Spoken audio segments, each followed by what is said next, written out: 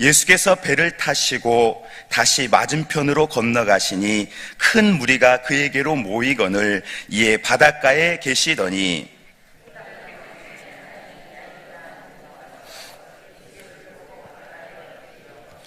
간곡히 구하여 이르되 내 어린 딸이 죽게 되었사오니 오셔서 그 위에 손을 얹으사 그로 구원을 받아 살게 하소서 하거늘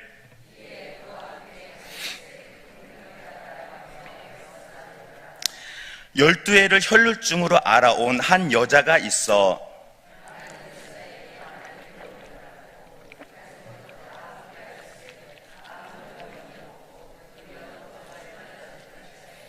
예수의 소문을 듣고 무리 가운데 끼어 뒤로 와서 그의 옷에 손을 대니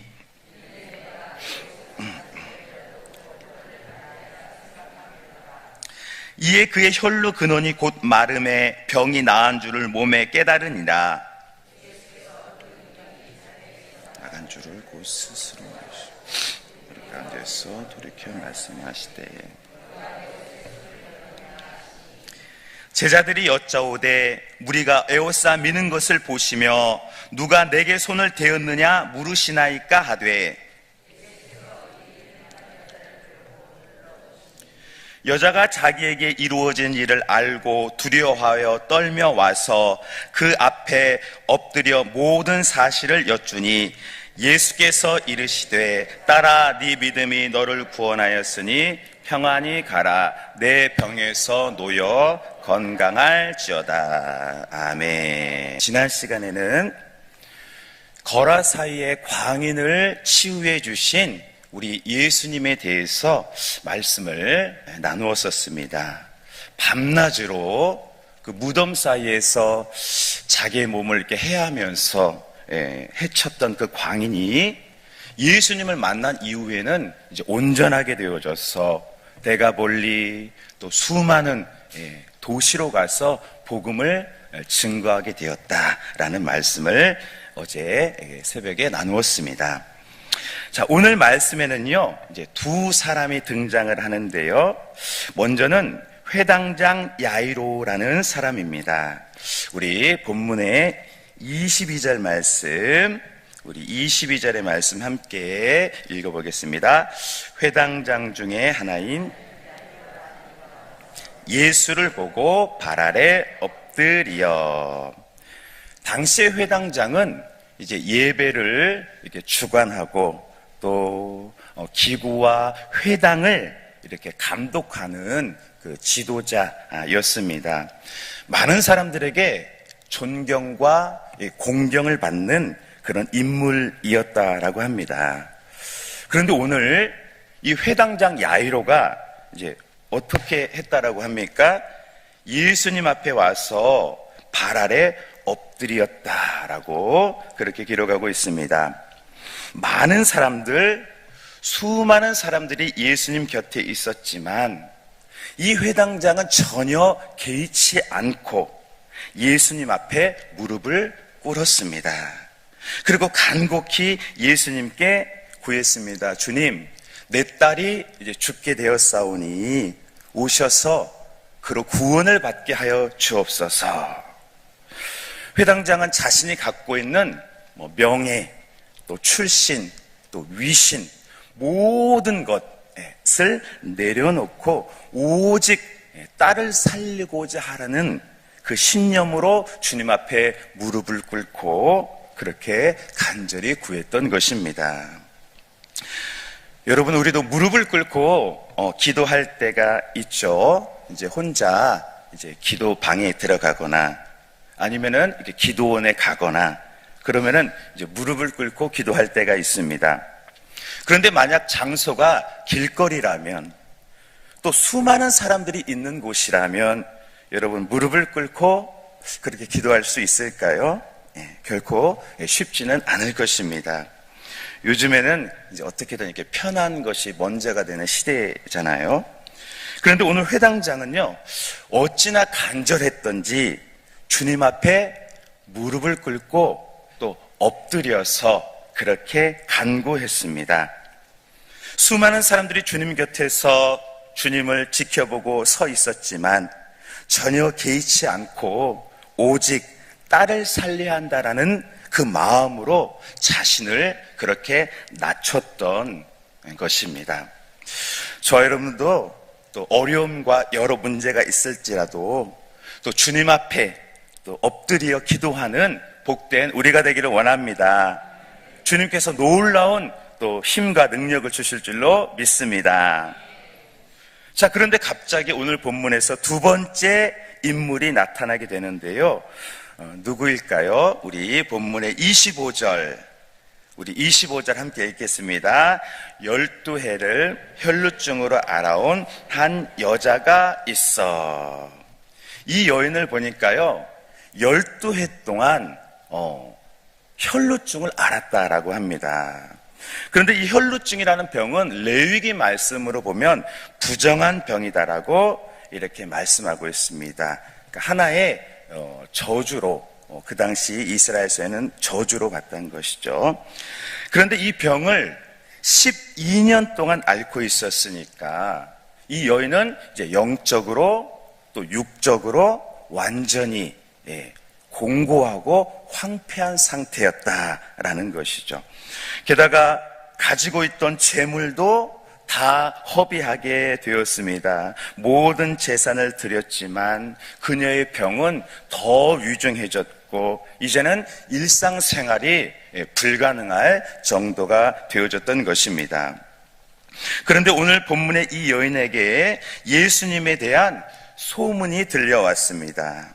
우리 본문의 27절, 28절까지, 27절, 28절까지 우리 함께 읽겠습니다. 예수의 소문을 듣고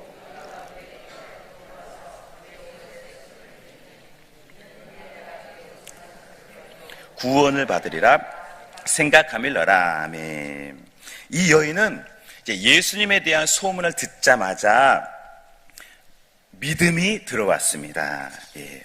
주님이시라면 나를 능히 고치시리라는 그 확신이 들었던 것입니다. 어찌 보면 보통의 사람이라면 그래 그렇겠거니 그래도 나는 안 돼. 나는 어렵지라고 포기했을 수도 있습니다. 그러나 이 여인은 복음을 듣고 확신을 가지고 예수님 앞에 나아갔다라는 것입니다. 그리고 믿음을 가지고 예수님의 옷자락을 만지게 된 것입니다. 여러분, 우리 주님께서 주목하시는 사람은 어떤 사람일까요? 그것은 끝까지 믿음을 가지고 포기하지 않는 사람인 줄로 믿습니다. 작은 믿음일지라도 그 믿음 하나 붙잡고 예수님 앞에 엎드릴 때 주님은 우리의 손 잡아주실 줄로 믿습니다. 우리가 엘리야의 기도를 잘 아시잖아요. 3년여 동안 하늘에서 비가 내리지 않자 엘리야가 호렙산 꼭대기까지 올라서게 되었습니다. 그리고 무릎을 꿇고 또 얼굴은 무릎 사이에 넣고 간절히 기도했습니다. 얼마나 시간이 지났을까요? 아무리 기도해도 비 한 방울 떨어지지 않았습니다. 사환을 보내서 바다에 뭐라도 있는가 한번 보고 와라 했지만 6번째에도 비는 내리지 않았습니다. 그러나 7번째에 드디어 하늘에 손바닥만한 구름이 보이기 시작했습니다. 그리고 3년여 만에 장대비 같은 비가 한없이 내렸던 것입니다. 우리들 역시 끝까지 포기하지 않는 믿음으로 또 어떤 상황과 또 어려움을 직면할지라도 만왕의 왕이신 예수님 앞에 누구보다도 간절히 기도할 때 주님께서 내 손 잡아주시고 또 환경마저도 능히 다 변화시켜 주실 줄로 믿습니다. 오늘 이 여인은 모든 것을 잃었지만 믿음 하나로 주님 앞에 나아갔습니다. 그리고 주님의 옷자락을 만지자마자 그 혈루 근원이 마르고 깨끗하게 치유되어졌습니다. 기적이 나타났던 것입니다. 그런데 이 순간 우리 주님은 이 여인을 찾으셨습니다. 회당장 야이로와 함께 그의 집에 가야 하는데 걸음을 멈추시고 그 여인을 찾기 시작하셨습니다. 본문 32절, 우리 32절 함께 읽겠습니다. 예수께서 행한 여자를 보려고 돌려보시니 수많은 사람 가운데 예수님께서는 이 여자 한 사람을 보기 위해서 좌우를 둘러보셨습니다. 그리고 그 여인을 찾으셔서 이야기를 들어주시고 또 치유를 그 장소에서 선포해 주셨습니다. 구원을 우리 예수님께서 직접 말씀해 주셨습니다. 그렇습니다. 우리가 믿음으로 행한 것은 우리 주님이 다 계수해 주시고 기억해 주실 줄로 믿습니다. 대단한 믿음이 아닐지라도 혹은 자랑할 만한 그런 큰 믿음이 아닐지라도 우리 주님은 기억해 주시고 칭찬해 주시고 또 나를 붙들어 주실 줄로 믿습니다. 오늘 수많은 회중 가운데서 주님이 돌아봐 주시고 만나 주신 사람은 회당장 야이로와 또 오늘의 이 여인이었습니다. 자신의 생각, 명예, 모든 것을 내려놓고 간절한 마음으로 주님 앞에 나왔던 이 두 사람에게 주님은 위로와 기적을 베풀어 준 것입니다. 저와 여러분들도 무엇이 귀하겠습니까? 믿음 하나로 주님 앞에 간절한 마음으로 나아갈 때 우리 주님께서 모든 것이 변하여 합력하여 선을 이루게 하실 줄로 믿습니다. 복이 되게 하실 줄로 믿습니다. 오늘 이 여인은 단순히 병만 치유된 것이 아닙니다. 우리 본문 결론의 말씀 34절 우리 함께 읽겠습니다. 예수께서 이르시되 딸아 네 믿음이 너를 구원하였으니 평안히 가라. 내 병에서 놓여 건강할지어다. 아멘. 그녀의 영적인 문제, 또 정서적인 문제, 육신의 문제, 모든 것을 우리 예수님께서 전인 치료해 주셨습니다. 이제 평안히 가라고 우리 주님이 말씀해 주는 것입니다. 그녀의 모든 문제가 해결되어진 것입니다.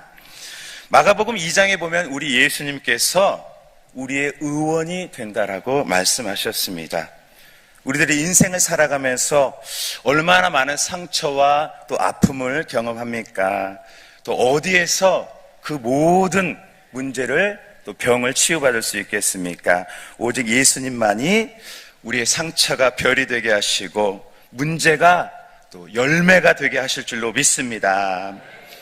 오늘도 나를 치유하셨고 또 평안을 선포하시는 우리 예수님께 또다시 믿음 하나 붙잡고 주님 앞에 나아가 또 주님의 은혜와 힘으로 세상을 넉넉히 이기는 존귀한 주님이 돌아보시는 복된 저 여러분들 되기를 소망합니다. 모든 것이 합력하여 선이 되게 하실 줄로 믿습니다. 아멘. 기도하겠습니다.